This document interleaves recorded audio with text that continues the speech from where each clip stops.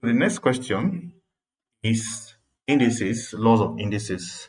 So I have this on the screen, 3 raised to the power n minus 1 times 27 raised to the power n plus 1 all over 81 raised to the power n. Now, if you look at this, you see that 3 here and 27 here and 81 here can be expressed as the base 3 raised to the power whatever power you can get to return back the value.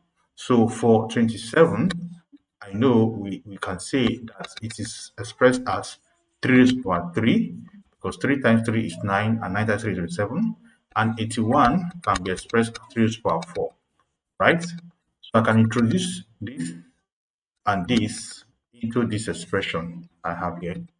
Okay, so it will now be 3 raised to the power